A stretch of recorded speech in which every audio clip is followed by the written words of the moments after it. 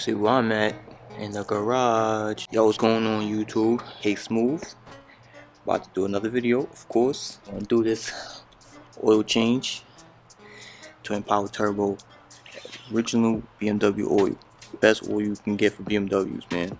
Original BMW oil versus like Valvoline, Cass, all of them. The additives in these, they got a little more additives in this one than they do in, you know, other oils. So best brand to get. Smoky out. Portuguese, you know, only need 5. Let's put oil in. Just get the pan to catch oil. Got the oil filter, and of course inside of this box.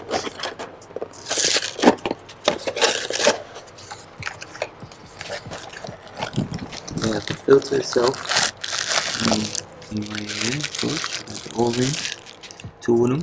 This is gonna fit a 10mm hex socket. I'll show you that in a second. Of course, you need the flat screwdriver to open up the flap on the bottom. Now, this is what I meant by the 10mm. So I say 10. This is a 10mm hex socket. So the filter, twist it. These right here, this little, these very useful to take those O-rings off the old filter, which I show you. Of course, jack, gotta lift the car up, and this spray bottle. Now I already have old oil in this, and I'll explain why I use this. And there's a reason why some BMWs, I don't know if all of them do, but there are places that you can go to. Maybe BMW themselves do it, but these other places that change your oil in the Beamers, they will not do this, and I'm gonna show you what I'm gonna be doing that they don't do. Alright, let's get this hood up, shall we? Always 2 times.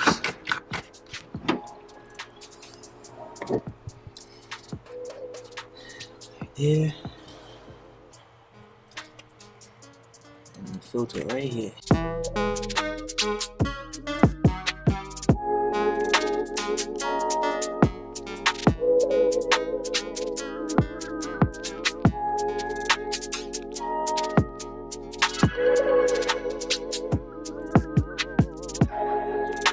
Let's get this pan underneath. That's not far enough. There we go. Hands are ashy. That's crazy. So this little piece right here, gives us a flathead. You take a flathead to it, but apparently I could do this with my finger. Bam. Take this 10mm socket right here, screw it out.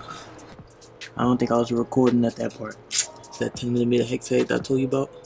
Just right here, we'll get that out. And then just let it drain out for a little bit. All I have to do is just get out there, take the cap off. Obviously, so let some of that air push the oil, most of that oil out. You don't need to, but something I like to do. This is what the old one looks like. Obviously, these do get kind of stuck, so you have to kind of wiggle this out a little bit. So this is the new one that I was telling you about inside the bag. If you open it, you see how it already has the O-ring on there? It already has the O-ring on there, so you don't have to change it. You can just leave this. This is good. This is how you use it. Then use the new one, and you use the same 10mm and tighten it. And now these are a few turns, and you'll be able to feel a lock when you turn it. So basically, close it back up. And like I said, you take the flathead, you turn this, but I use my finger, so. Alright, the next thing we're gonna do now, open this oil filter.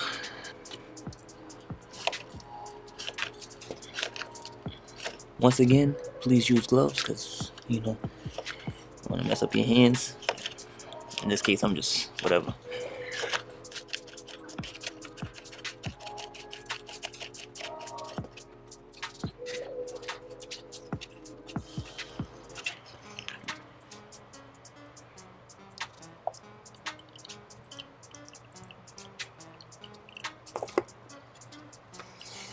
Alright, so with this bottle right here, this is nothing. This is old oil inside of this. So what I'm about to do I'm gonna use this old bottle and I'm gonna take out all that old oil. That what you guys don't see when this comes out. A lot of old oil in there. Well, I take that out as well. I don't ever put a new filter in there and then just put the oil and then put this pad back on. I don't do that. I like to take the old oil out completely.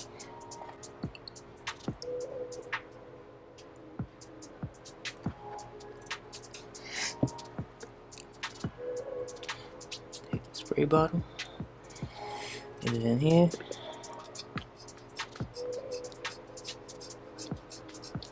Sorry again for my ashy hands.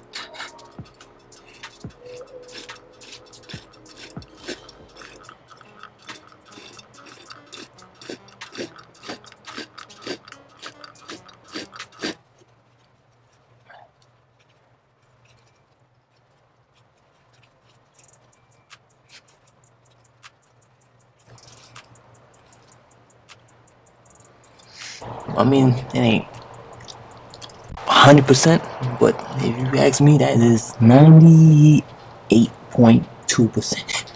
So all those little stuff there, obviously I can't really get to, but you know. Alright, so now I gotta take this old filter off right here, which is probably gonna have a little bit of oil in it. So now we're gonna replace it with a new one. And they have faces, so obviously that this one don't really have anything on it. But this side do. It has some of the written letters. That right there, this will be the top part. And the O-rings will be over here in this focus. So all these over this whole ring over here, which is the big one here, and then they have this little ring that's inside of here. That would be for this top part right here. Focus now. This right here, and this the second ring will be right there. This little one, you gotta pop that off as well, and then they got a new one that you can put on as well. You know, make it nice and clean. Alright, and that's what it look like, you know, with nothing in it. And of course, take off the little ring, which is normally the hardest, but just pop that and get under there. Boom, going. Let's all out of this one. Take it around. Boom. Got the old ones, got the new ones.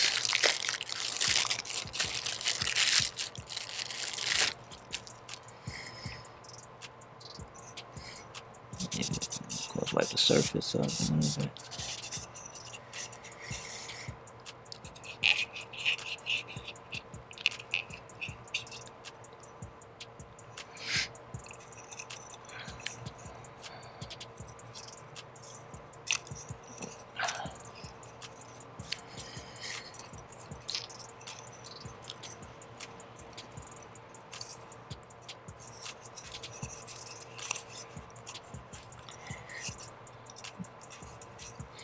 Make sure it's back in that. Make sure it's back in the same groove. These two ends, it's a little bit bigger than the rest of these, because obviously this is where it spins on. But so we take the O-ring, the little one, just slide that on there, boom, and then that's how it should look. And just wipe it back up again.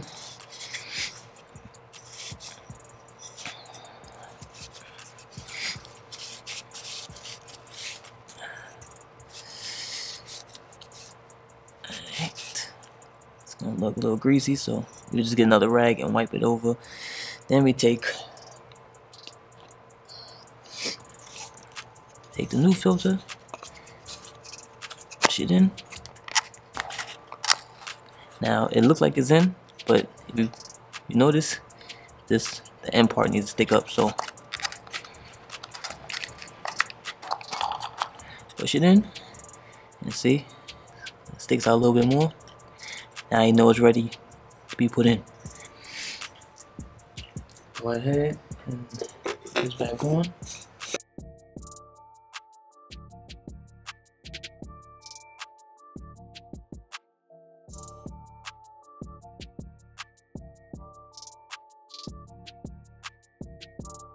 ready to get some new oil in her. This car takes 5 quarts.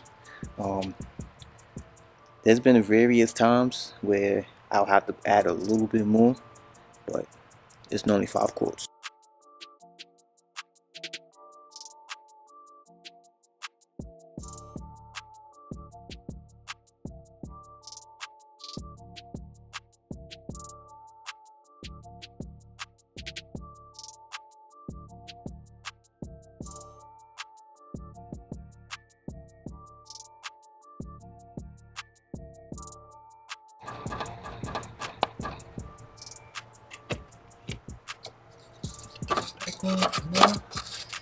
Might have to add. Now we go inside. Alright, let's reset the light on the car. So I'm gonna go in here, get the car hang on.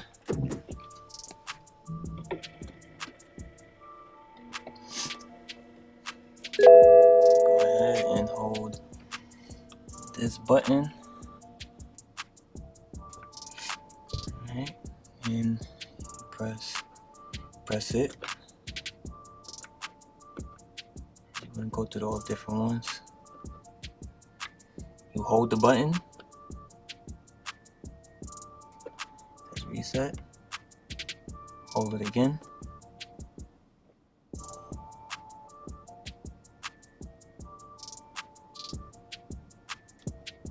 And reset. Successful. Alright, so we gotta turn the car on, let the car warm up some, and that's gonna be able to identicate the oil like, well, it's gonna be able to show how much oil you have in the car now, because you can't do it with the car running in a split second. Like, you can't turn the car on and then check it, and the car has to warm up to a certain temperature for it to actually read it correctly. So I'll turn the car on, let it run for a while, and you're gonna go to, then we'll just go to vehicle status. Oh, I can't even see that. Hold on. Go to vehicle status. Go to the beginning. So it'll be up here. Vehicle info. It'll be at the top, right? So I'll go down. Status. Boom. And then there'll be a 4th one right there. At a certain temperature, it's gonna be able to. It's gonna show start measurement, and then we go from there. Alright, so I was trying to wait for it to get at least 1/4 of the way, but still warming up. It's already been like 15 minutes. So I'm gonna go ahead and just measure it. So obviously, like I showed you guys how to do it.